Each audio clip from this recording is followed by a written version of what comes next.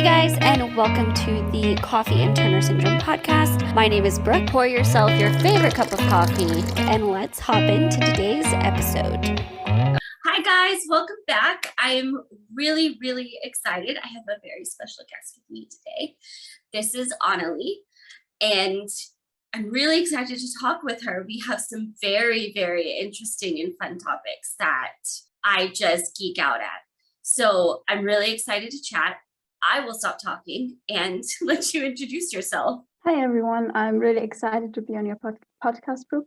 So I'm Annelie, I'm 18 years old and from Germany. And I was diagnosed with classic TS at 12. Also, I'm a first-year medical student right now. That's got to be such an interesting perspective to have, studying that as someone with Turner syndrome. Right. We only very briefly covered TS last semester when we had a biology course, but I do think that learning about TS has made me very interested in a lot of areas of medicine. Like I would probably have studied medicine anyways, but really we all know learning about TS is like a crash course in so many areas of medicine. And yeah, at some point it does really become interesting, even though it affects you and it's very emotional at the beginning. Right. Yeah, I'm sure to some level there's a lot of emotions tied to what you're learning, because every new bit of information you've got to be processing it like, oh, how does that affect me? What does that mean for me? Right. And that's exactly what it was at the beginning, right? I was listening to certain talks by physicians about TS, and I was just sitting there hitting replay and think, oh, how did they word this? Is this common, or does this happen occasionally? Like getting so hung up on, might this happen to me or not? I think it gets better if you have heard it over and over again, like you kind of get numb to it. And you start to understand where they might be exaggerating, right? The physicians also don't know everything there is to know. Oh, sure. Yeah, I was actually watching one of the sessions from the Turner Syndrome conference that's put on every year by TSUS, the Turner Syndrome Society of the United States. And it was talking about mosaicism, but it also kind of went into how accurate you can be with genetics when it comes to Turner's anyways. Mm-hmm. And one of the things that they said was we try to be very careful with the words we choose, because we can't use absolutes. It's just not possible. We don't know enough to use absolutes. Sure. Right, especially with certain mosaicism forms, you don't really even know who you should diagnose as having TS sometimes. Like older women do have some level of 45XO cells.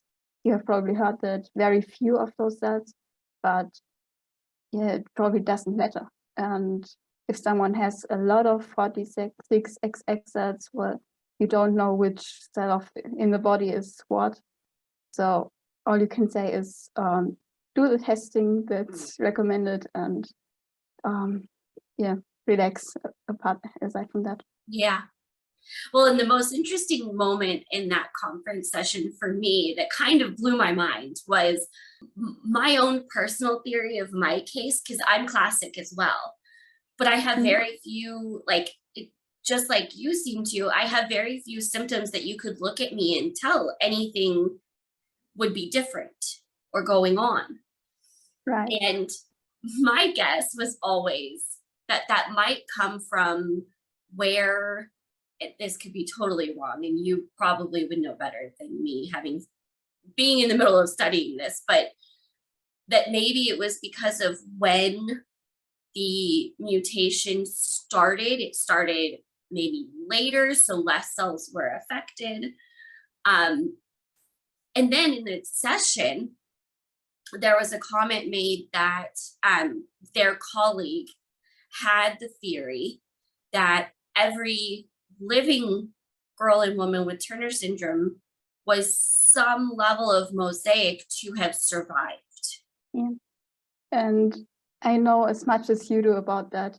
I know that some people believe this, and it's somehow credible, right? With the huge number of TS fetuses that unfortunately don't make it to birth, you have to ask what's different about us. So might be, but to my knowledge, it also has never been proven. And right, if you don't start off with 45XO in all sets, then the question does become, when does that flow happen and which sets are affected? You just don't know. Yeah, I think the thing that struck me about that was I just thought about it, and it seems like a good theory to test, because on some level we know that's true, that life is only like, you would only be able to survive with a certain number. Like at some point you would not be able to continue surviving if you didn't have a certain number of chromosomes. So it just got very interesting, and it kind of, seeing that session was what started me on my like, okay, wait, maybe I need to learn more about the genetic side of this that I even thought I would be interested in. Okay, so maybe there is more to know, but I don't know a lot more. Just to caution, there can also be other things that are different about us, right? We have 45 other chromosomes. There could be something somewhere that's different about us and between us and those who didn't survive. Just for example, our biology professor said that they had tested certain people in Puerto Rico, I don't know, and they found certain gene mutations, the single point mutations, that most geneticists would say, well, you can't be alive if you have them. But those were healthy people. They had never been to any doctor for anything major. That was kind of the criteria they had to meet to be included. And they were walking around with those lethal mutations. So yeah, I don't know.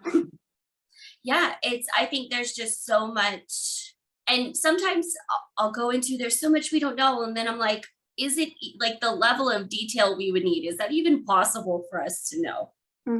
Because it gets so intricate. Interestingly, I had in my high school biology class, we got to the section about genetic disorders, and we talked about Down syndrome, and then Turner syndrome was the next thing. But my teacher made the comment, you can survive with extra chromosomes, you can't survive with even one less. And I'm like, and I wanted to say, well, I'm here.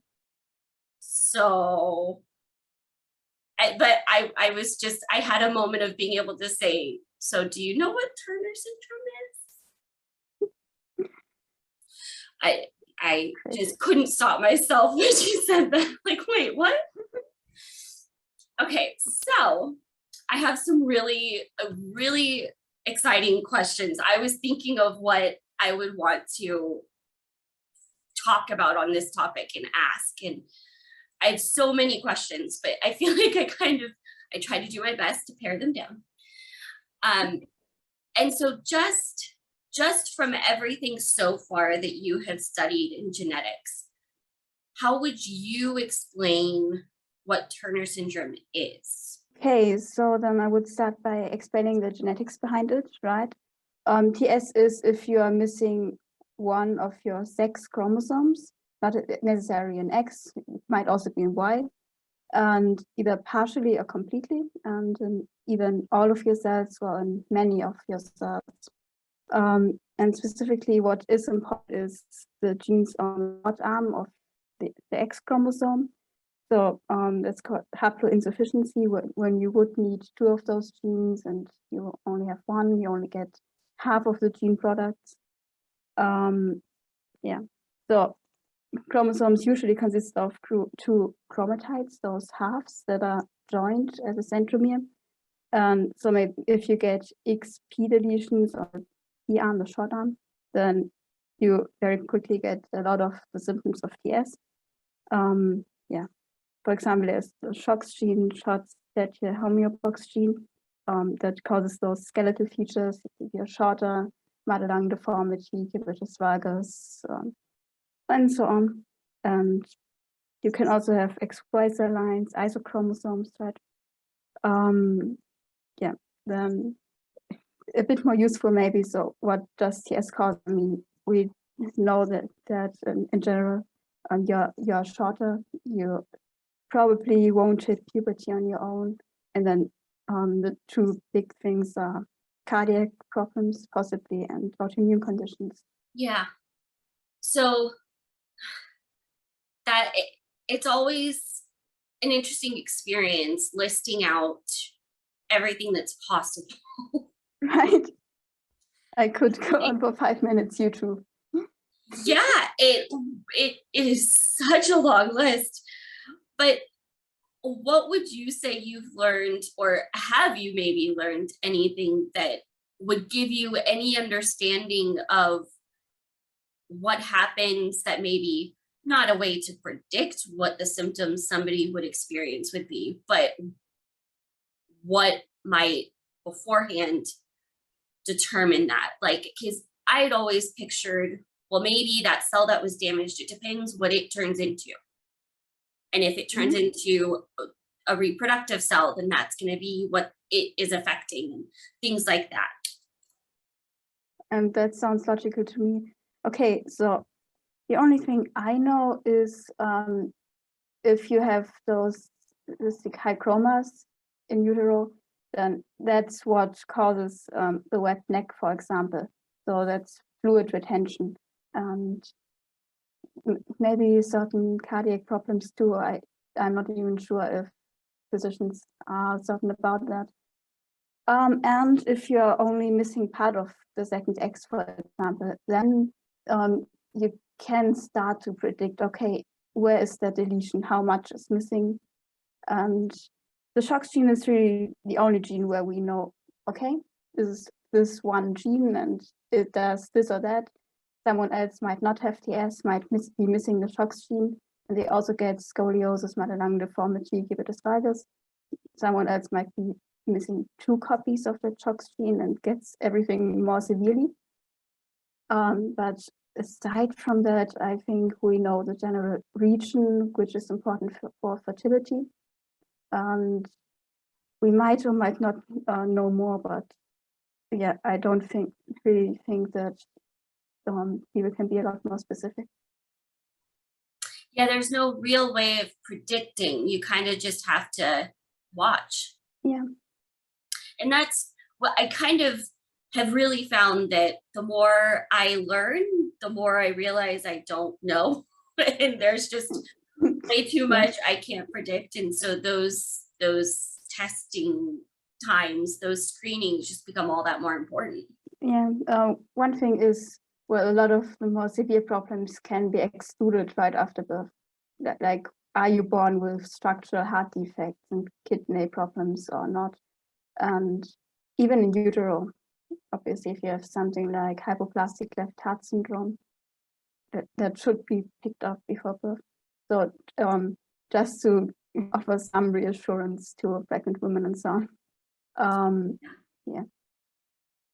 Yeah, so let's talk about that for a minute. So all of this information, whether it's what we've just been talking about or the very long list you can find on Google of all of the possible symptoms, for somebody that is pregnant and just got a diagnosis of Turner syndrome for their baby, I've always given the advice, focus on what you can know about her case.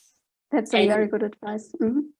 It just, I feel like that focusing just really helps you know what to actually be concerned about. If they can rule out a heart condition, if they can rule out, while you're pregnant, a very slight cystic hygroma or hydrops or things like that, if they can give you those details and you know, well, that's not a part of her case, but this is, then you know what you're actually dealing with. Mm-hmm. And well, the next thing I would probably say is that there are never any guarantees. You know, maybe some months ago, I heard the first time about epilepsy and TS. there is some link to brain cancers in children, but those things are so slightly more common in us. You of course you start worrying once you hear, well, there might be some link, might not, but yeah, there are never any guarantees, and a lot of the more problematic things are not really more common in us.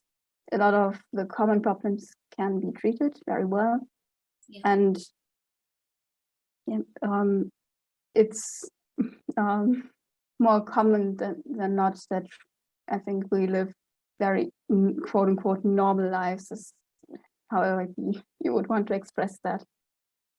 Yes, no, I think that's such an important reminder, because yes, those things are scary when they happen. And, yes, I constantly think about the heart issue, that even though everything's been great up till now, that doesn't mean I get complacent and not make sure it's continuing to be okay. But I'm 31 years old and I've never had any of the major scary health complications that are possible.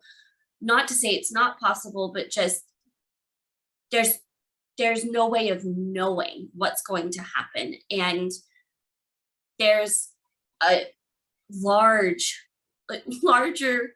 than it can probably feel like group of Turner syndrome women that lead completely normal, healthy lives.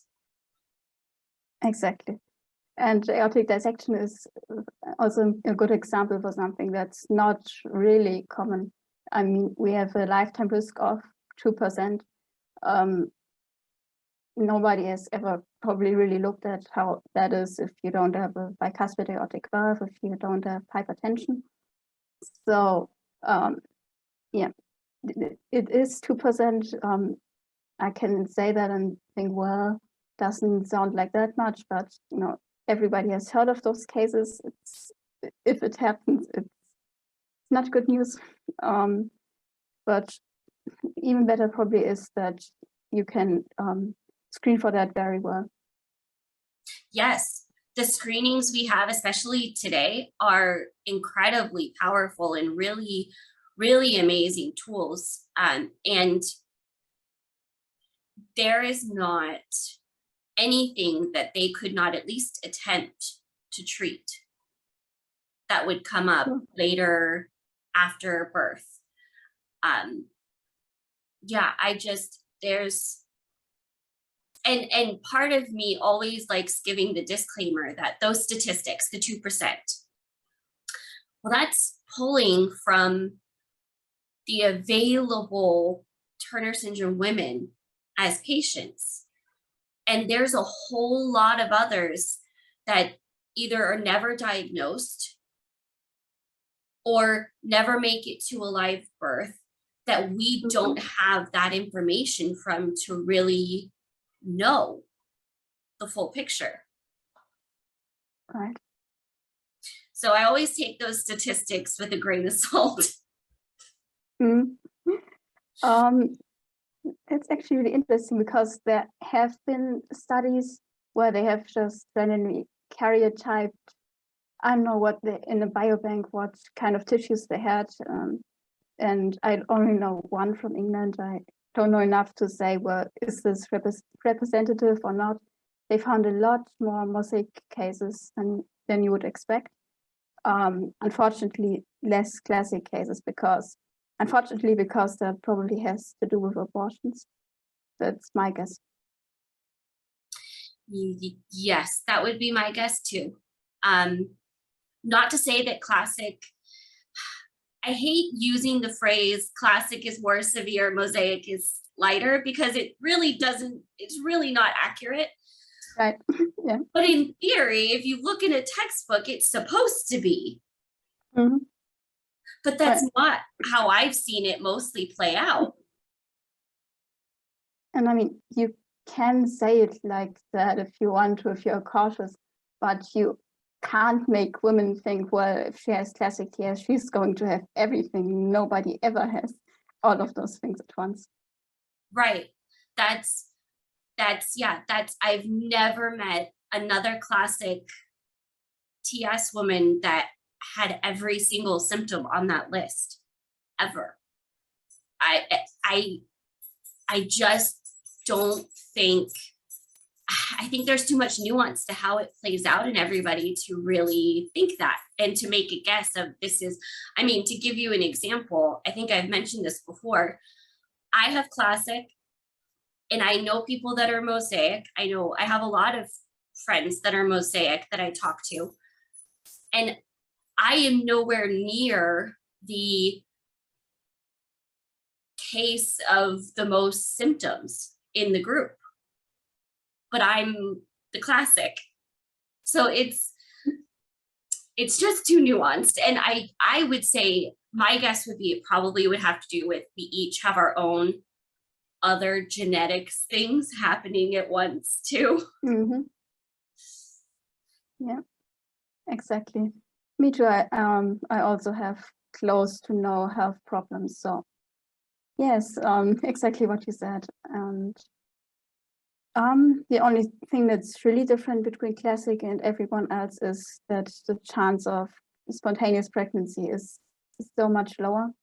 But aside from that, well, as far as we can test them, right, we can't really tell who is going to get what, even not who is at a lot higher risk for this or that. Isochromosome people have an even higher risk of autoimmune conditions. Twin chromosome X comes with certain problems, but aside from that, with the typical mosaic cases, well, you can't really predict anything. Yeah. Okay, my next question. So we don't have an official cause for Turner's that I've ever heard a consensus on. There's been theories I've heard, there's been ideas people have had of what may happen. Have you seen anything in your studies that would indicate how it might happen? Okay, what I can tell you is we probably all have heard of meiosis, where gametes are produced from just a normal somatic cell, usually with 46 chromosomes, right? Gametes are egg cells or sperm, depending on by whom. And this cell we start with gets divided 2 times. First, you have those chromosomes in 23 pairs, and this one cell is divided into 2 cells. Each gets 1 chromosome of each cell, of each pair. And then in the second division, each of the 4 cells gets 1 chromatide, right? Those chromosomes are divided in the middle. And so you end up with 4 cells that are not genetically identical. And if an error happens, even the first and the second step, non-disjunction is what that's called, then, well, the chromosome might not be divided as it's supposed to be. And then after fertilization with an egg or sperm cell with the typical number of chromosomes, you can get monosomies, trisomies, whatever. You can get all kinds of crazy karyotypes right after conception, but we know that only a handful of those are actually viable. And yes, so what if this really happens? We have touched on that. You would start off with 45 XO in all cells, and there is some debate as to whether this really happens or not. But we do know that this same thing can also happen later during mitosis, where just a somatic cell divides into 2 identical cells in this case. So like what happens when you cut yourself and your skin cells have to divide and heal that cut. And so all cells following from that cell where the flaw happened have 45 chromosomes, for example. This does not become more common with increased maternal age, because 80% of us get our eggs from our mothers. So well, you can't speak of fault, but what happens on the side of the father, and his age is also not a factor in this case, because the men produce sperm their whole lives, And with women, they are born with all the egg cells they have. So problems on the mother side do get more common, like trisomy 21 get more common with maternal age, but not TS. And we know that maybe certain toxins, X-ray, radioactivity, whatever, might make mutations in general more likely, and might also make TS more likely. Okay. So it sounds like there's just a lot of possible things that could play into it. Right. Kind of creating the environment of it happening. Well, it's probably mostly just a random thing that happens. You could wonder, well, my dad is a radiologist, what might this have to do or not? But yeah, these kind of things do happen. And if you look at spontaneous abortions, a lot of those have some kind of genetic problem. There are a lot of actually embryos who have 2 of each pair of chromosomes, or 4 even, which I had never heard about before biology class, because this just doesn't happen in live-born humans. But yeah, it's not that uncommon that something like this happens at conception. Yeah. Yeah, and every theory I've seen, there's also been, there's this amount of the group that maybe this theory would apply to, but then there's this other that they're like, no, that's not a factor for me. That's not my situation, that it wouldn't fit. So it's very, very interesting. Okay. So my next question was, what's one thing you've learned about genetics through your studies that has made the biggest impact on your understanding of Turner syndrome and kind of how it impacts those that have it? Okay, I don't know if my answer is going into the direction you're thinking of, but I will get very theoretical again, because what we might ask is why do we even get symptoms of TS? Because why am I asking this? Because there is a process called X inactivation, right? Usually all except for 1 X chromosomes you have is silenced, and most of the genes are just turned off.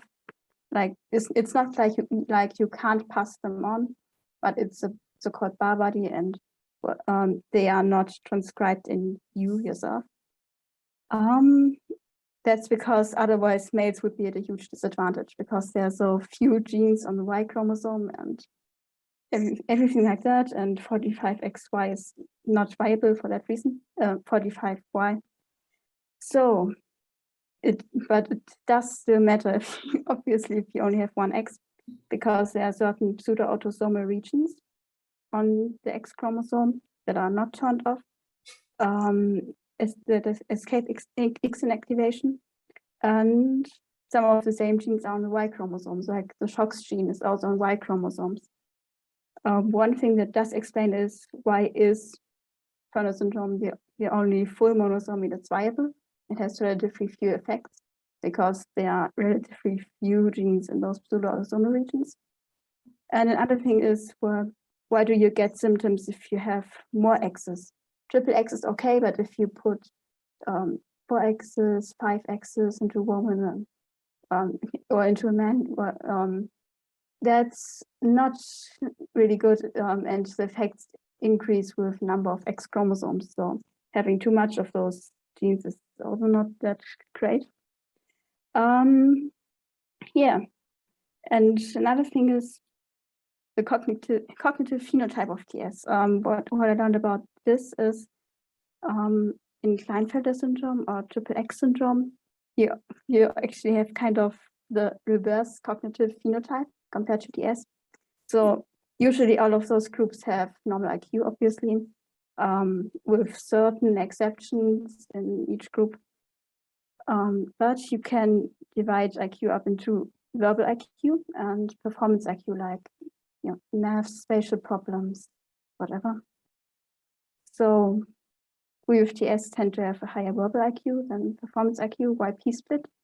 And with Kleinfelders and triple X, it's the other way around. Like, not that surprising, but interesting. That is very interesting. Yeah. And it's also a difficult topic because how much do you want to discuss that neurocognitive phenotype?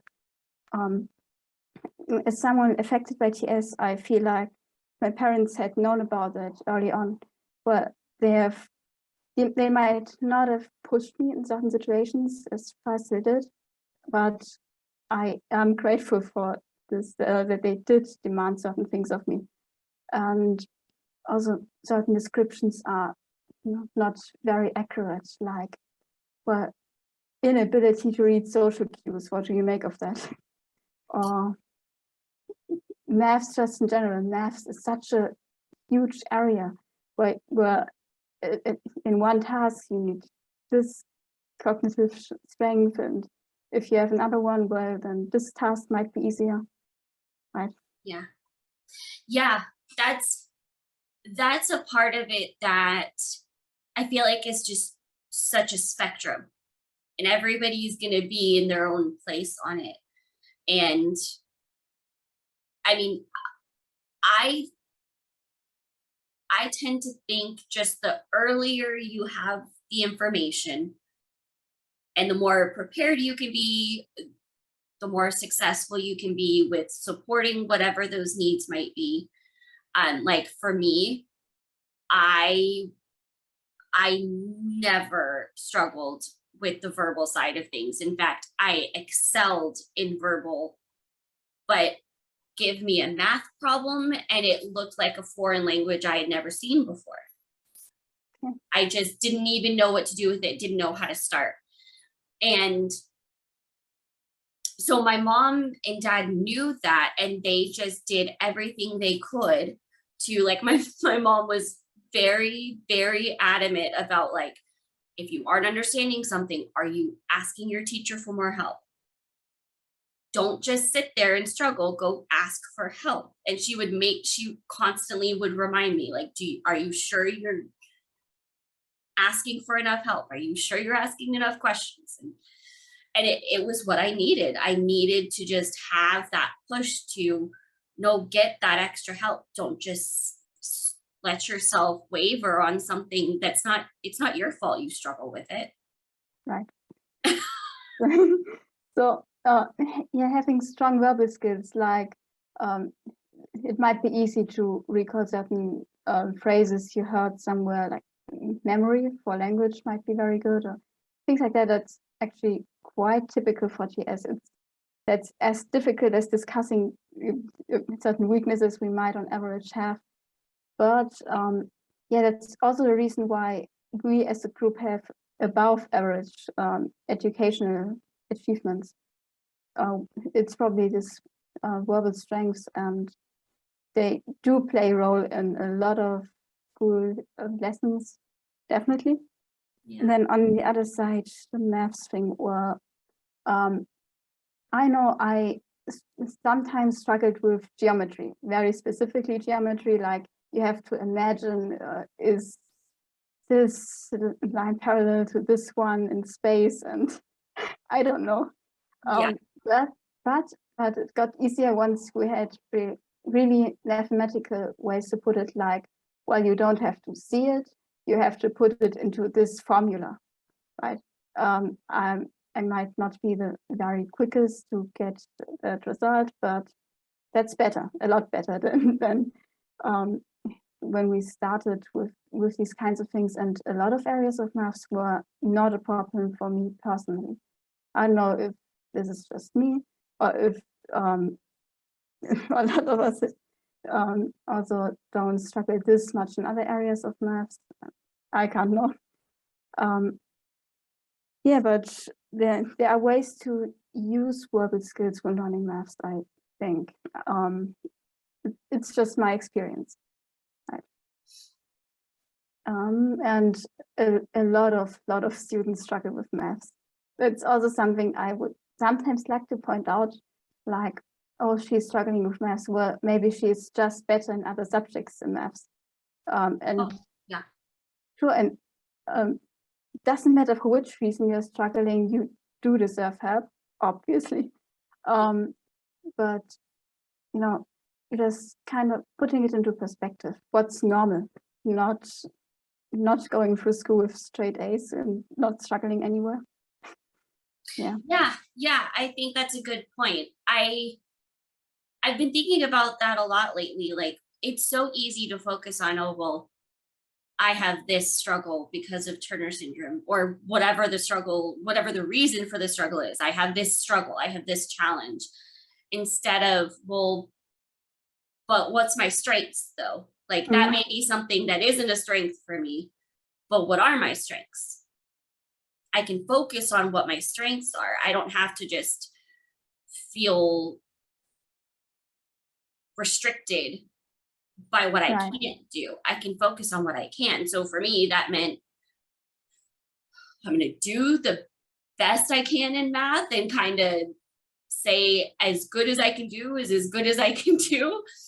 And then when it comes to reading, I can fly through books.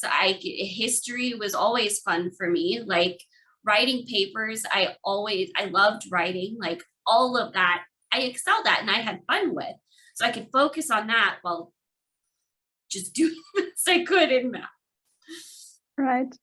Exactly. That's what I would say too. And I really lived of my strengths. I had figured that out myself because I wasn't diagnosed until 12. And a lot of a lot of things have already happened once you turn 12 or once you turn 15 and read about cognitive phenotype of TS for the first time. So I grew up feeling, well, I was socially awkward. I was slow in certain ways, not really coordinated in certain ways. But right, I didn't want to be average. Normal was really not a positive for me, never. I saw where I was better than others, right? In many school lessons, for example, but also, like you said, reading, writing. For others, it might also be music, not for me specifically, but things like that. And I don't really understand those parents who are, I have read a book of an older German woman with TS who really writes what her parents were told by the doctors was probably not in a very good way, that she has a genetic disorder, and they kind of treated their daughter as a disorder, as a problem. Like, oh, she can't do this, she can't do that. And she really incorporated this into her identity. And yeah, I'm just glad that this wasn't an issue for me. It doesn't seem to be an issue for a lot of women who were diagnosed earlier, but for some.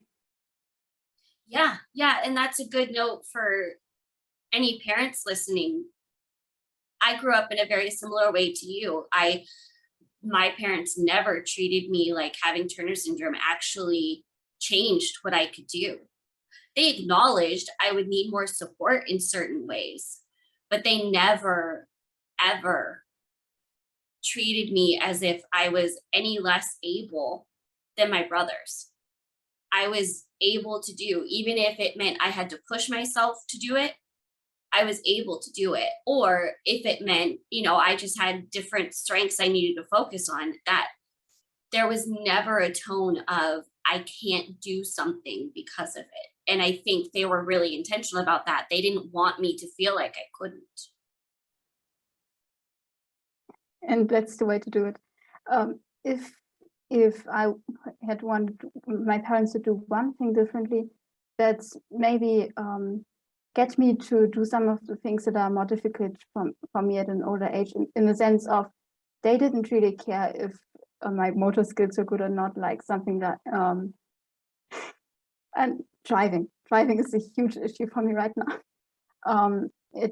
it also was for some others in my family, who knows, again, whether it's CS or not, but nobody ever told me, well, go ride your bike and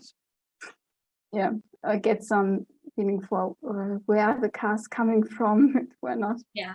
And also gymnastics might have been helpful in some ways. I don't know, but that's a difficult question for anyone, right? Where do I focus on my strengths, develop them? It's also the worst thing you could possibly do is not develop those strengths and be bored in certain school lessons. Like, well, I could do this 2 years ago, and thanks for the A, but yeah, but on the other hand, which areas of weakness do I really need to develop? And yeah, it's more difficult again if you don't have typical strengths and weaknesses, but on some level, I think everyone knows that struggle. Yeah, everybody has strengths and weaknesses. It's just all about finding what yours are. And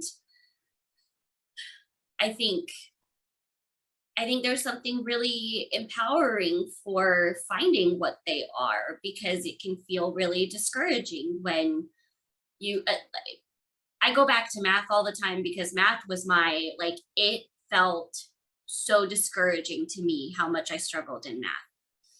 And so that was probably the thing I fought the hardest. And it was something that it's tempting to be like, I'm not good at it. I hate the experience of trying to do it so much because it's just so discouraging. I just want to ignore it. Well, okay, looking at the reality of that, there is some level of math I need to conquer to function as an adult. And even just in school normally. So it's finding, okay, well, this isn't my strength at all, but what level can I push myself to and focus on that'll actually help me and be applicable to what I am trying to do. I don't need to know geometry for every day, but I do need some level of the equations that come up to know how to crunch numbers for whatever might come up in life, whether it's taxes, salary, like the life stuff that applies to. And so I think that can help too. You're focusing on that instead of, well, there's all of this I don't know that I need to conquer. Focus on what you're actually going to need. Right. Exactly that. For me, it was physical education. Like, not just that I was shorter. Everything where you just needed to push through stamina, great. Like distance running, I was a lot better than you would expect for someone with my leg length. But when it comes to high jump or whatever you call it, or gymnastics, and then this was the most disheartening thing for me, because I couldn't put that on my stature. And then it was tempting to say, well, that's TS. And then you hear of Missy Marlowe. I don't know, you know her. Yeah, it's really difficult. I don't know what's the better thing to say, like, well, someone else with TS can do that, so don't put it on TS on the one hand, or on the other hand, well, everyone is affected differently, be a little kind to yourself. I know, somewhere in the middle. Oh yeah, and that's where we all have different genetics playing into things at the same time comes in. I have I have a number of things that are possible with Turners, but also in my family history. So it's like, would I really have been any different in that area though? I'll never know. Yeah, that can get easy to catch yourself up on, because it's like, well, is that Turner's or is that not? It could be, it might not. You'll never know. Like, would I have been taller? maybe. Would I have been that much taller? I don't know. I don't know if I would have been that much taller. It's Mhm. it's a game you can play with yourself that some level it's interesting to think about, and on others it's like, well, if it if you're gonna not handle it any differently, doesn't matter where it came from, it's what you're Right, dealing with. right. And that's exactly what I try to tell parents, like, especially in those American groups, that you get parents asking, well, should I allow my child to drive? Should I push for whatever extra help in maths before she has even really started learning maths? No, not really. Or I don't know, like, treat it as if you wouldn't know about GS or as a diagnosis. Just it doesn't matter if she has struggles, where those are coming from. If you're thinking about it for yourself, it's a little harder. Like, you have to figure out what's not necessarily what's true. Like, there is no true or wrong, but which is the most helpful interpretation for you yourself, Yeah. because you will keep asking those questions, right?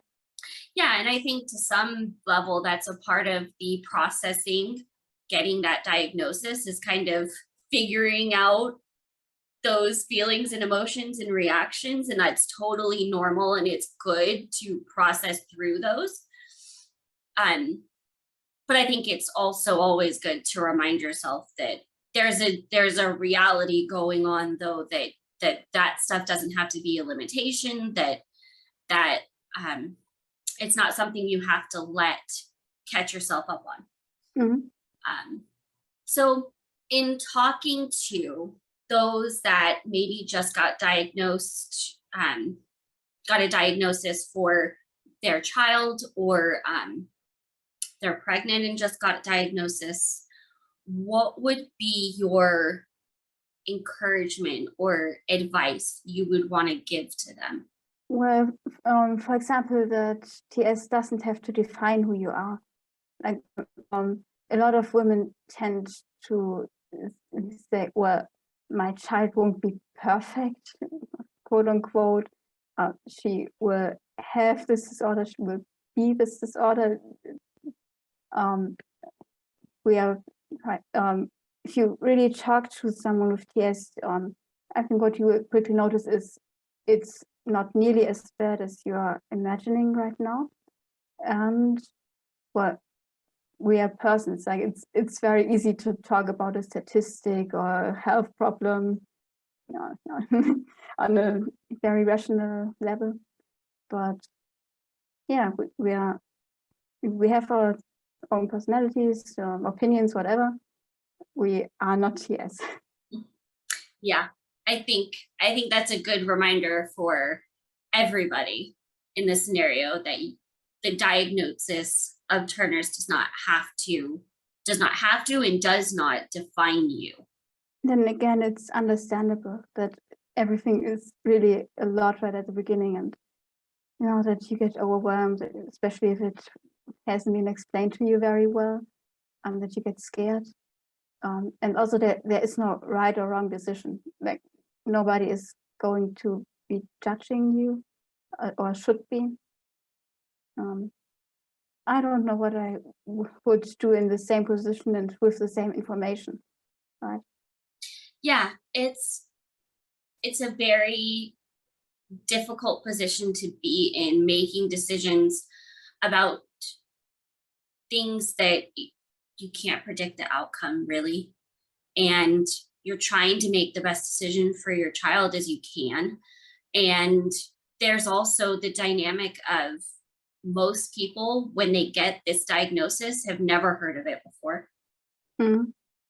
So it's not just you're getting more information than you had had previously, you're getting information you had never had before at all, no foundation to go from.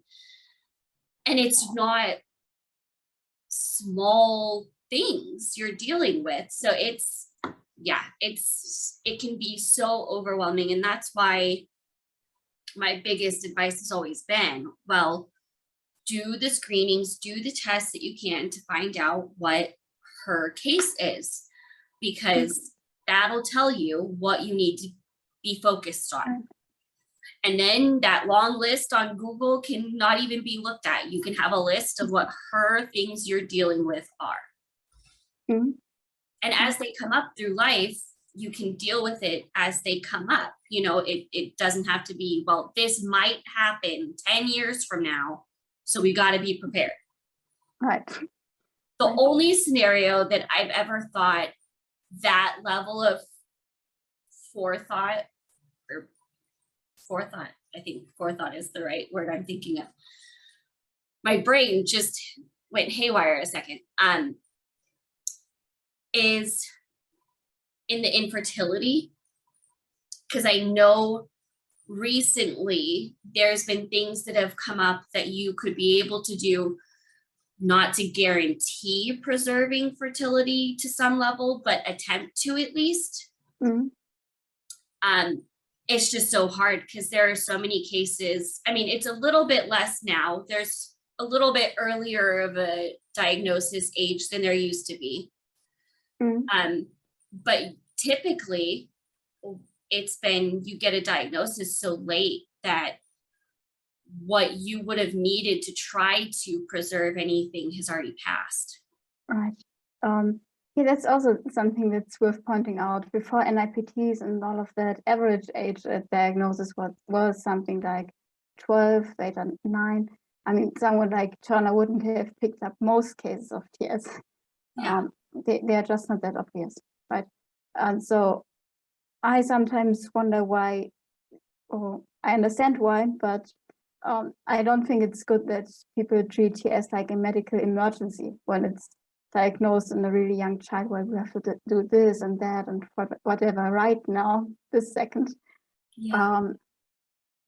There are some checkups you do when you get diagnosed because it's the reasonable thing to do, but like those mothers are really, really scared out of their mind right at the beginning, thinking, oh, her whole life is going to be like that. Every 2 weeks another specialist.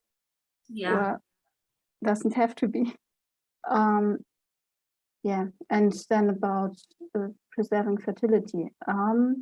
That's, I have been in a crazy position in that way. My parents are physicians, so they have probably read what there is to read.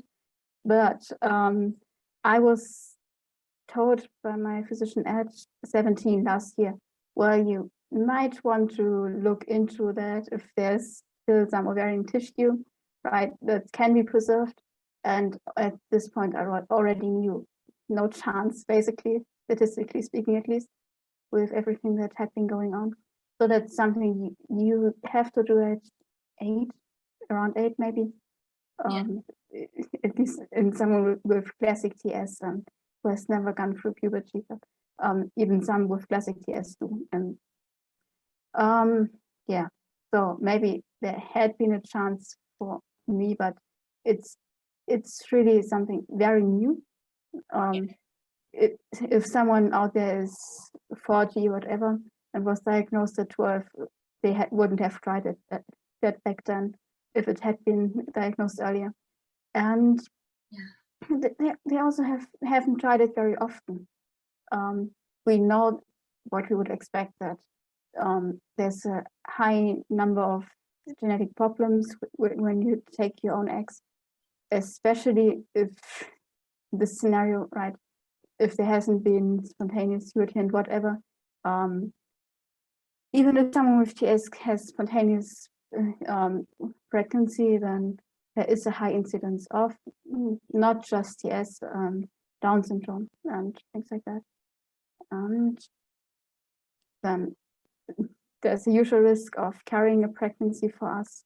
I think that's probably seen as big as it really is. But so in a lot of cases, it depends on the specific case. All of that, a lot to think about is, especially at an age where a girl can decide a lot of things, but you don't, as parents, you don't really know if she understands the full implications of what she is deciding right now.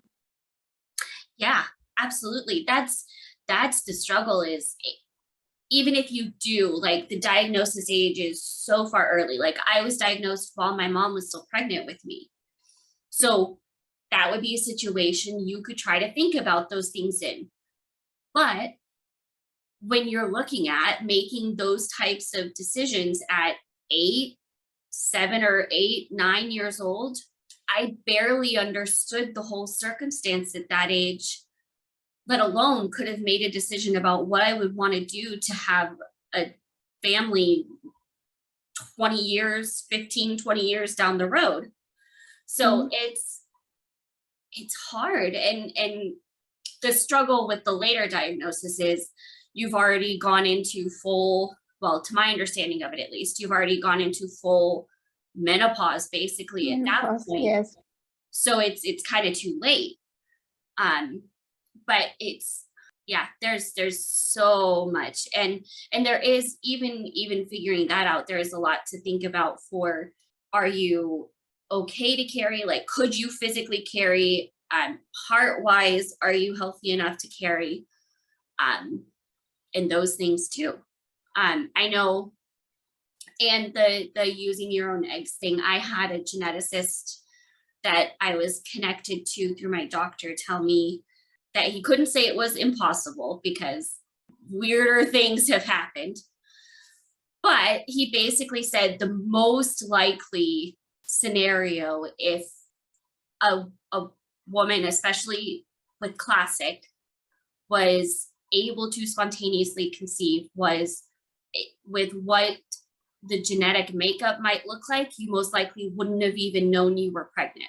It would have just, which is an interesting thought, but it's a scenario where you have to think, what risk is using my own eggs? What risk is there to that? And also the emotional side of trying with your own, because there's a lot more complication to that you're already adding to in a really emotional situation. Yes, well, with spontaneous abortions, at least part of that is, as we know that this is what happens with most fetuses with TS or Down syndrome or some type of genetic condition like that. Yeah, in my case, I would know 100% that I wouldn't just spontaneously get pregnant with my own eggs, whatever, and know it or not know it, because when you take those hormone levels, AMH is what gives you your egg reserve. And then I had my FSH, LH through the roof before I started estrogen. And yeah, just because you take estrogen and it goes down, that's what happens, but that doesn't really change anything. Like it doesn't change that your ovaries aren't functioning, right? And I personally don't think it would, with what I know, that it would be worth it to do a lot more testing, like oh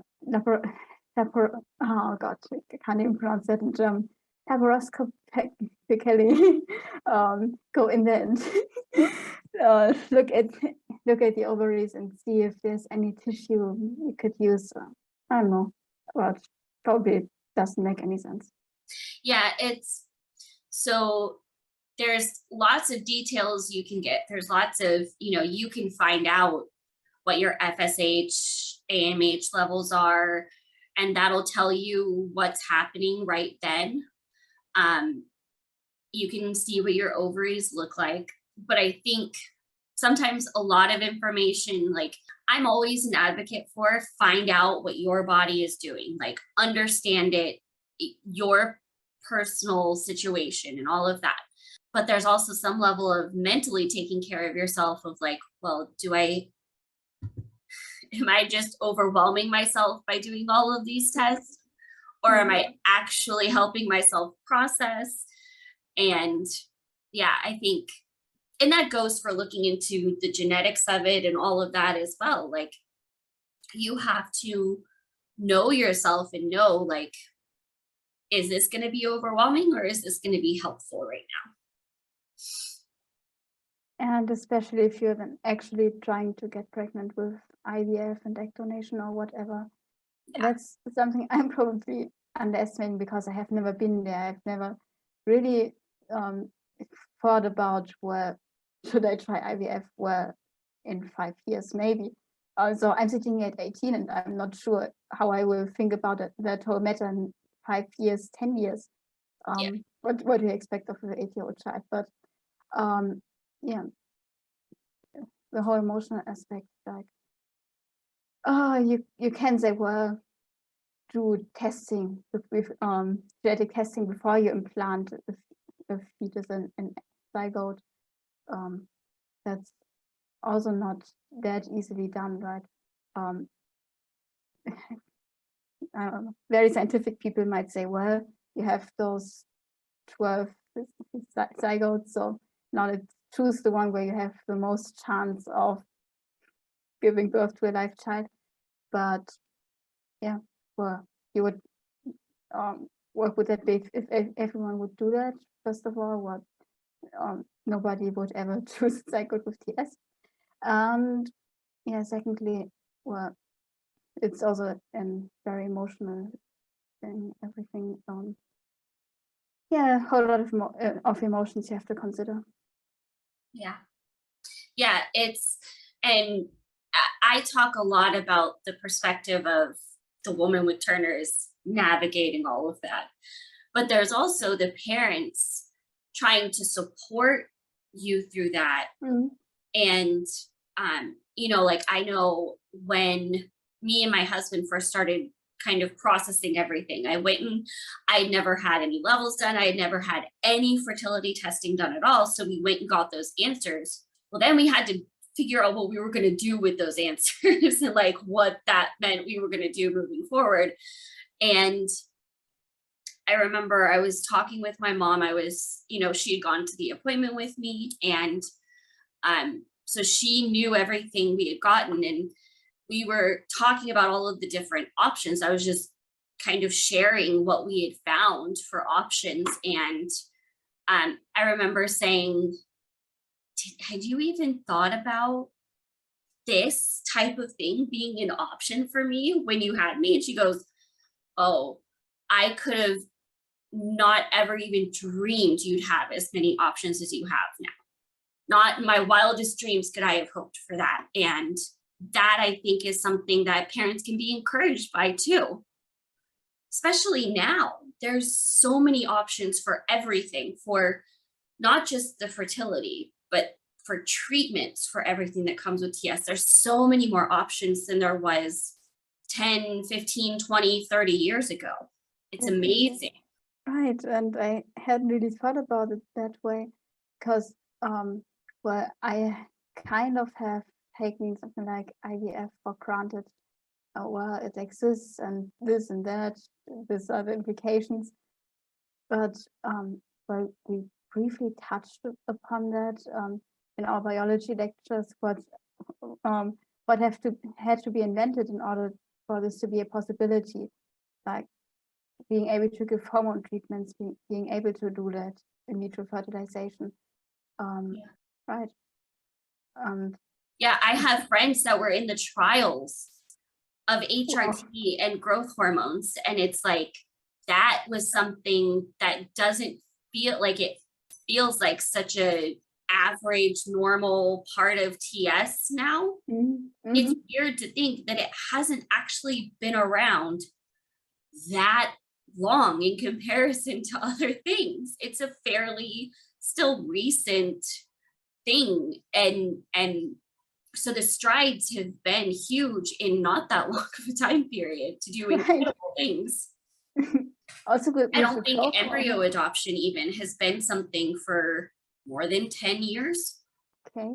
I'm not sure about the timeline there. I don't think embryo adoption. Do you know what embryo adoption is? Yeah, I do. Okay. I didn't hear about it until like 5 years ago, and it was very new then. Mm-hmm.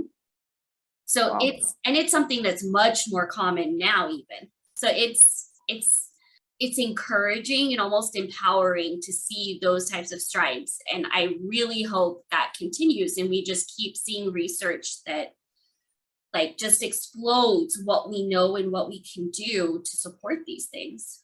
Also with the growth hormone, I've read a bit more about that, and that's also crazy. Like 1980 was when synthetic growth hormone was starting to become a thing, and you might start to consider maybe giving it to someone with TS.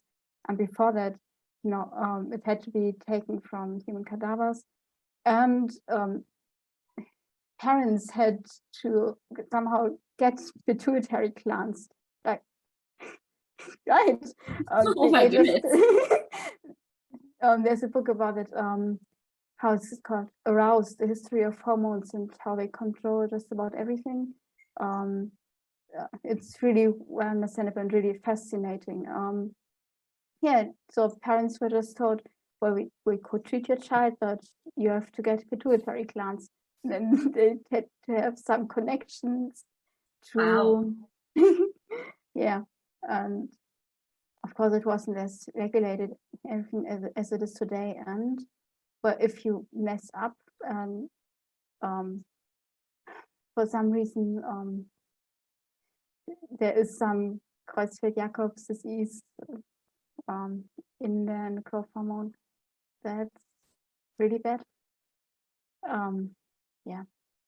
Also, even today, if you give growth hormone to a child, for example, with Prader-Willi syndrome, or to someone who has a true growth hormone deficiency, it's absolutely amazing what it does. Like, I was just thinking, well, you get 5 centimeters taller, that's it for us, so more or less, but for others, it's really life-saving, and that's also crazy. Yeah. It's funny because until you put them into perspective, the whole hormone system in a condition where you have significant major hormone deficiency, you don't realize, or really maybe not realize, but not think about, like it doesn't feel as real how much of our body runs on hormones.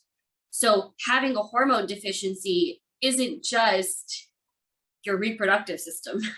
It's right. Your whole system is run by those hormones and other hormones that are affected by the production of those hormones. And it that's why, to me, honing in the hormone replacement therapy is probably the biggest area I would love to see work in, because I feel like it's the foundation of really supporting and treating so much of what comes with Turner's. So what I would like to see more research in, because well, I'm just a person that's really interested in the genetic stuff, is what gene on the X chromosome does really do what, and it's never as straightforward as this gene causes XY, because, for example, autism is very strongly linked with certain variations of certain genes on the X chromosome.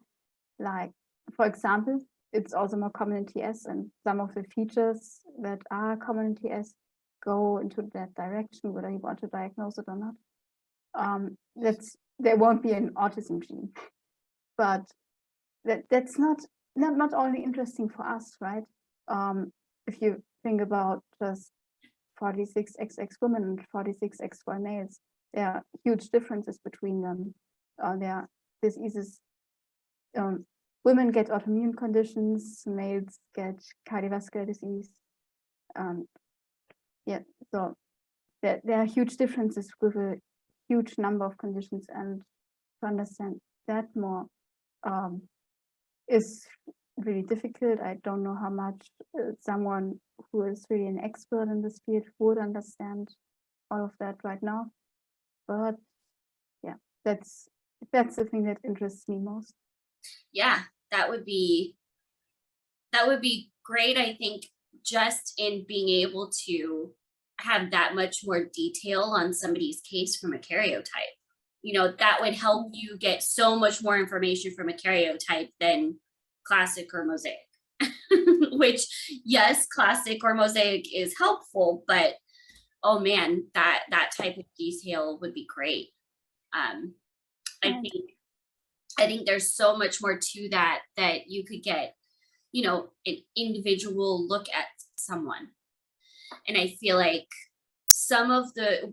while there's an understanding that each case of Turner's is unique and you have to look at it as its own case and not, I think most understanding is of this, that, you can't broad sweepingly deal with a case of Turner's just because this other case you did this way, that it's not going to be one size fits all.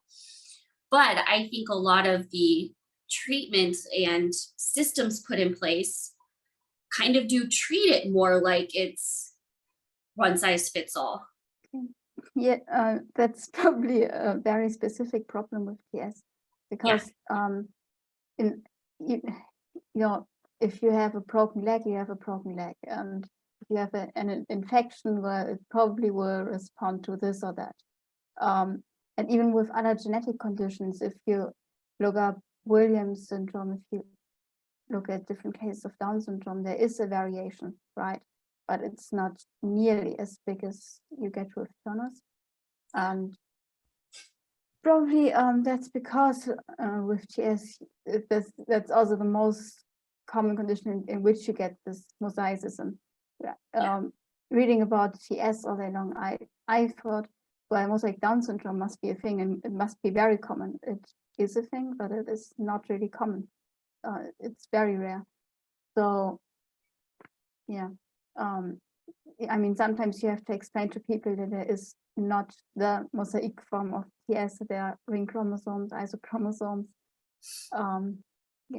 And even if your classic 46X and or tested cells, that there's much higher likelihood than with other conditions that some other cells in your body won't look that way. Whereas with someone else, cystic fibrosis, well, you have that mutation and probably in all cells of your body. And if you have Down syndrome, you probably have that in all cells of your body, and you are really expected to have certain features of it. Yeah, I think in other genetic conditions, mostly the variation is in the most common variations you see are just severity of symptoms, not a variation in the symptoms themselves. And that, I think, is the key difference. That I always say Turner syndrome is a spectrum. That's, I think of it much more like autism is on a spectrum. I think of Turner syndrome on a spectrum because people can be in very different places with it. Very, very different. But it's not just a spectrum of severity. It's a spectrum of the symptoms. You can have one symptom.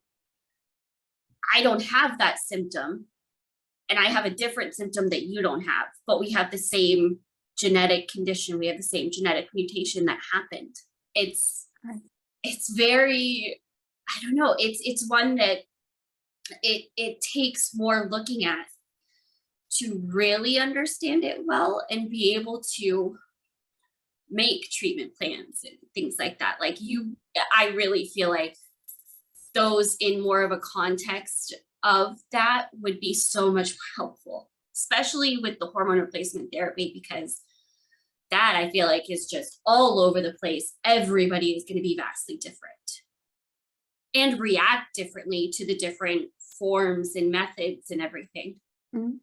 Well, it is a thing in certain genetic disorders that you can't say, well, everyone gets the symptom, but so and so many percent get this. A certain percentage of people with Down syndrome get leukemia. If you have a P53 mutation, this predisposes you to cancer. Not everybody gets cancer, but most do at a young age, and certain types of cancers. But again, it's with TS, it's really very far more varied, and there are far more symptoms you might or might not have. and this starts with outward features. Like if I have not seen that many pictures of people with Noonan syndrome, for example, but my impression is that they have far more distinctive facial features. Like some people with TS might have facial features similar to someone with Noonan syndrome, but many don't. Yeah, it's none of my understanding of other genetic conditions has ever come close to what I see in Turner's. It just looks like it's such a unique condition. And I feel like the other aspect of it is the pool of those that have it that you're able to gain understanding through. Turner syndrome has a much smaller pool than Down syndrome does for trying to understand it and learn more. Right. I wish I would know how many exactly people with Down syndrome there are for the 1,000 births, but it's more than with TS. And again, we are probably missing many women with TS who are mosaic. Well, do you want to diagnose them? Yes or no? Probably you will still want to diagnose them, but you can't even start to guess what percentage of them really has cardiac problems that would need to be treated or something like that, because they never came to medical attention and they're probably fine. Yeah, there's some level of mosaic cases we will never know because they'll just never have anything be that much of a problem to have actually ever done a karyotype. Mm-hmm. Right. It's a good thing or a bad thing? Yeah, I don't know. It's a double-edged sword. Yeah. And especially if you look at Facebook groups or something of people getting really deeply into the whole topic, then that's a whole different problem. I think you have many who know they have TS. They might or might not do the recommended testing, but they don't feel the need to connect with others and join societies, raise awareness, whatever. Yeah, that's understandable on some level for me, but it gives people a false impression of how common this or that is, right? Yeah. Especially when do you post, well, if you have a problem. Yeah, I have recently talked to a psychologist with TS, interesting combination. She's 40 something years old, has recently run her first marathon, and for such an intelligent person, she knew basically nothing about TS. Well, I have it. My heart was checked when I was 8 years old. Right. If that goes wrong, that's really a really sad story. But in all likelihood, it doesn't. Yeah, I don't know.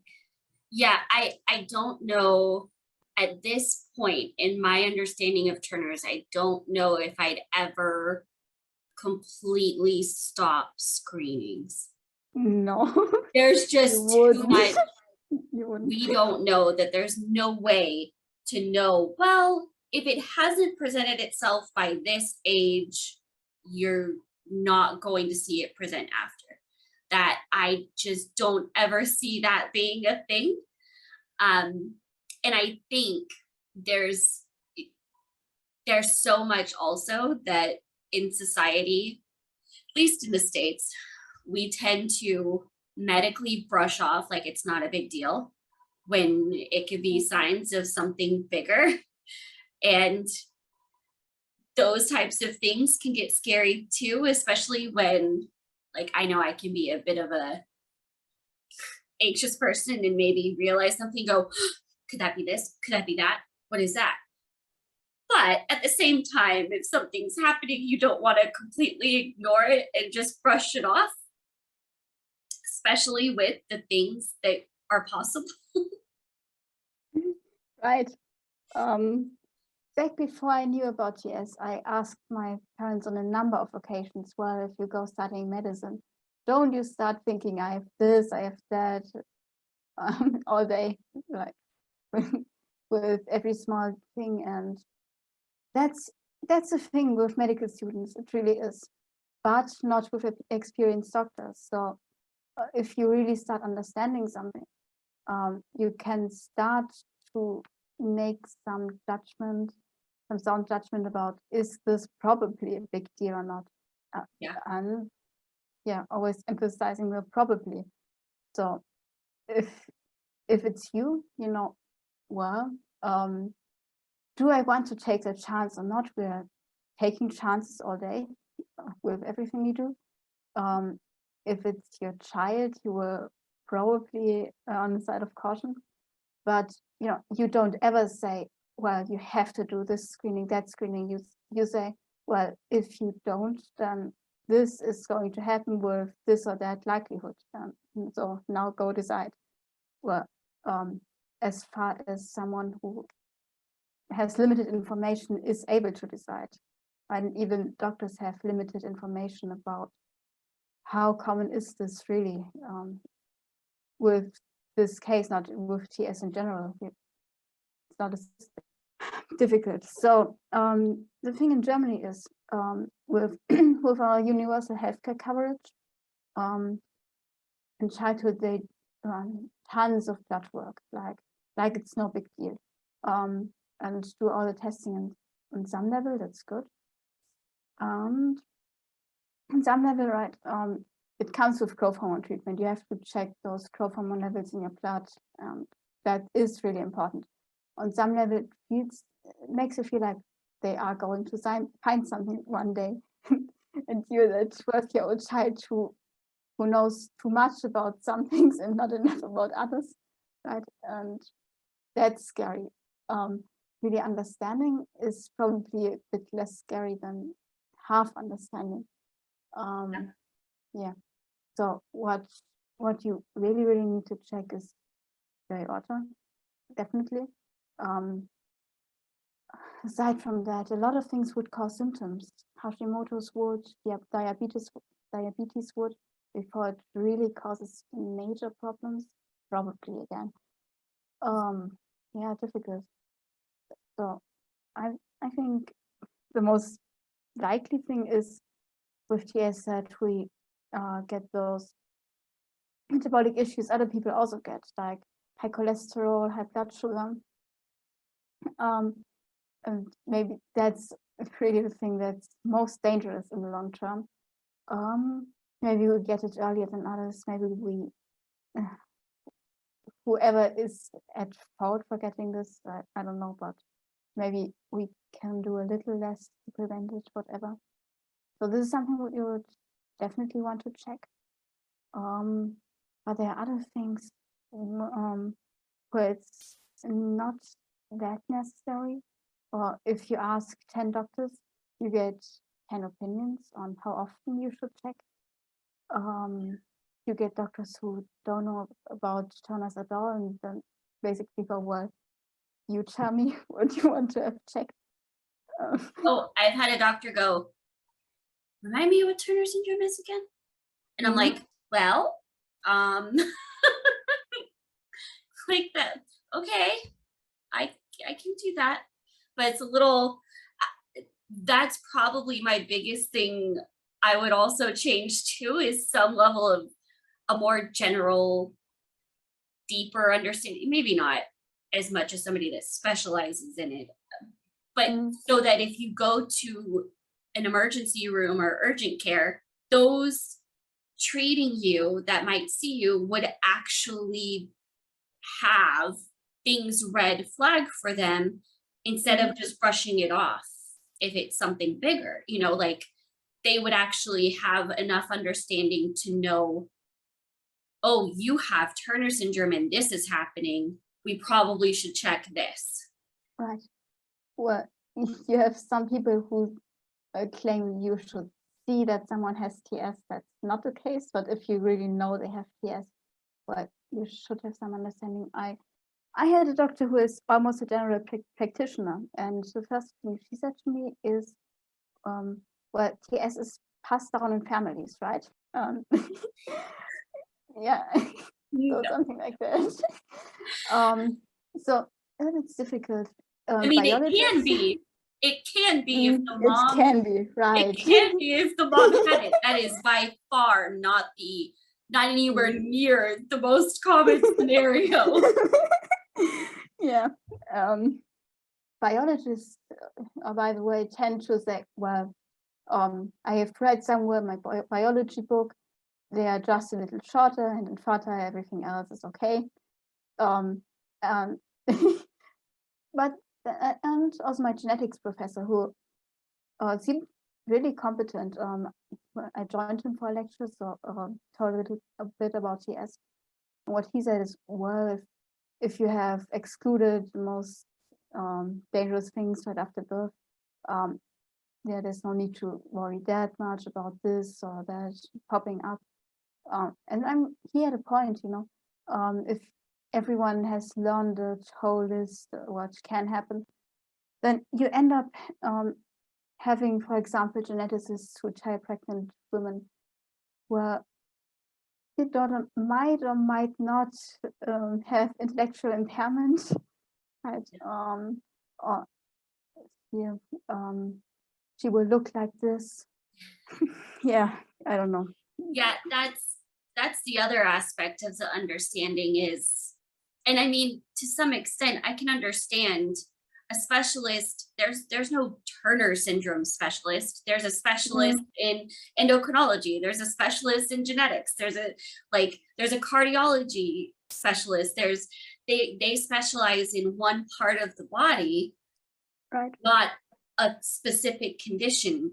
Typically, at least the doctors that are going to be treating you typically. You might have those specialists closely work with Turner syndrome, so they are a pretty good expert in Turner syndrome. But I think that goes to what a lot of pregnant women are told too about the likelihood of the outcome of the pregnancy is, well, this is the most likely. The most likely is her not surviving, so it's not even worth it. And I think that's based off a very limited understanding of a condition they're making judgments on.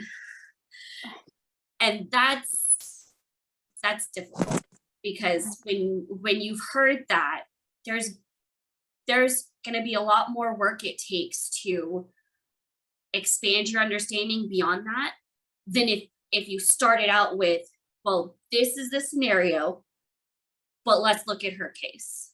Yeah.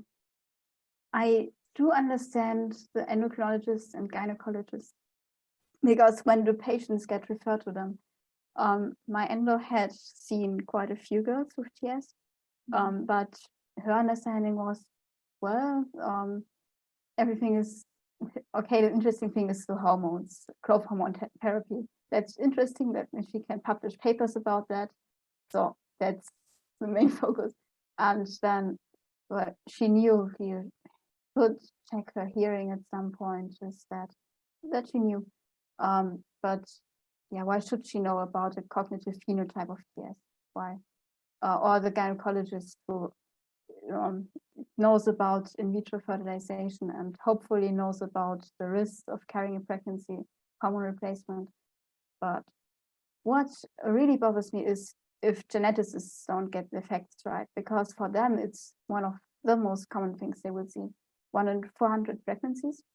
So I would say the only more common thing is Down syndrome. Then well, there's something like cystic fibrosis, which the treatment options are getting a lot better, and so or have gotten a lot better over the last few years. Phenylketonuria, Tay-Sachs, depending on where you are, but it's definitely among the 5 most common things they will see, and it's one of the 5 conditions that's mentioned in high school textbooks. So why don't they know about TS? Right.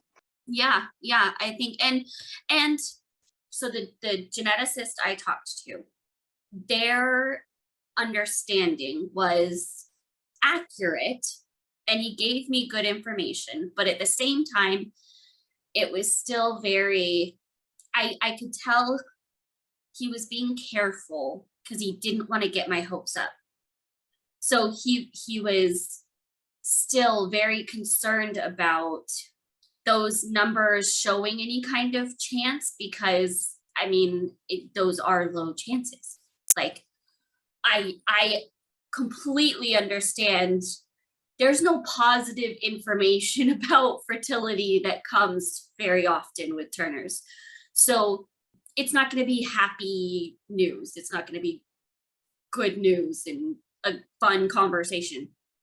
But I think there's also in the medical community with Turners when it's things like outcomes for pregnancy or fertility, there's a tendency to err on the side of caution and not give a positive tone to things because of not wanting to get hopes up and have somebody get even more hurt because they were hopeful of a better outcome.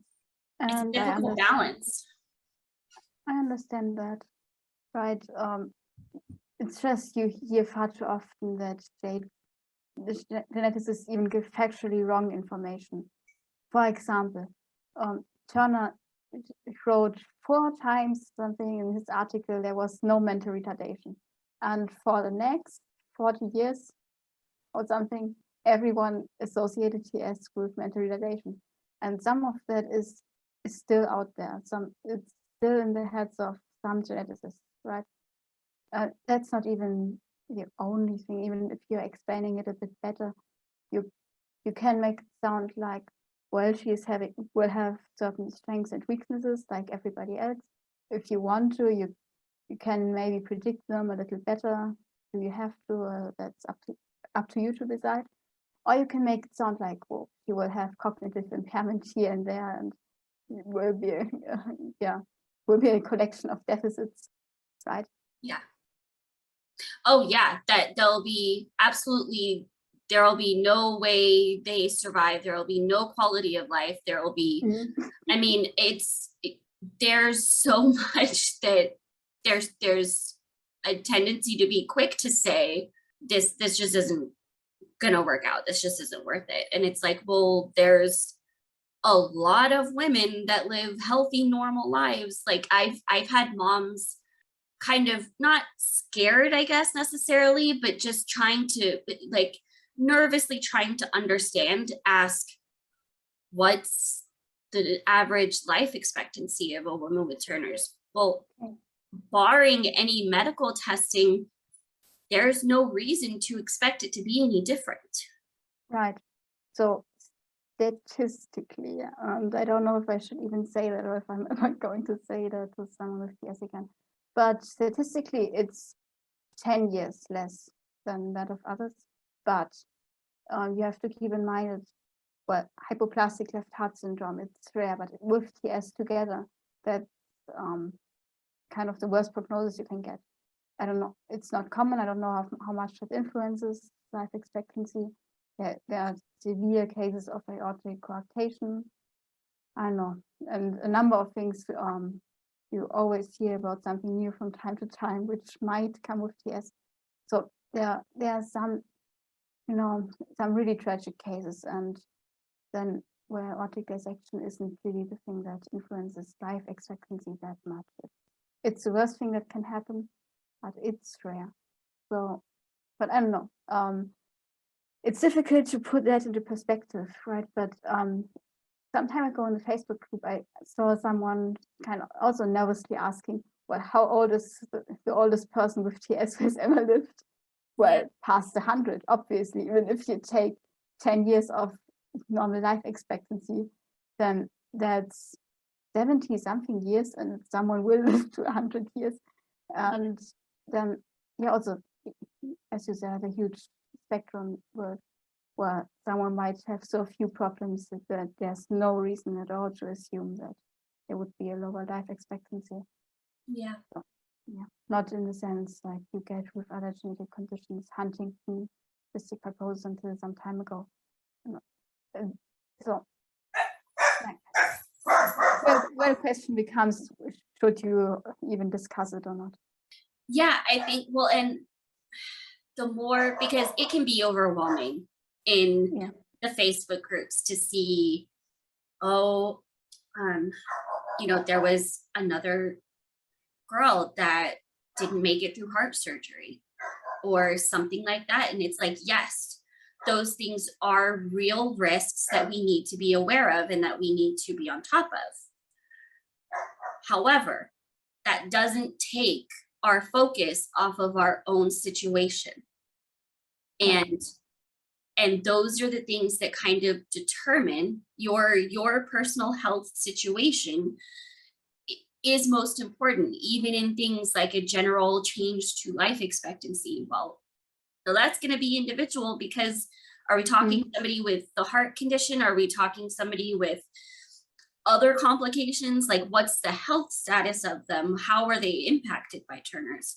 Is going to change whether their life expectancy is affected at all. And if you get into that a little more deeply, like ask a physician, what do you suppose? What is the single thing that decreases life expectancy of us as a group most? Even I asked that to a cardiologist who has TS herself. She didn't really know the answer. Like, oh, well, I've seen this or that. I've seen aortic dissections. I've seen strokes, heart attacks, and these are probably the most common things. But yeah, you don't know. Yeah, there's too much with Turner's that's not predictable, but there's just no way of actually knowing to really give absolutes and give exact answers, which makes it all the more fun trying to navigate everything that comes with it.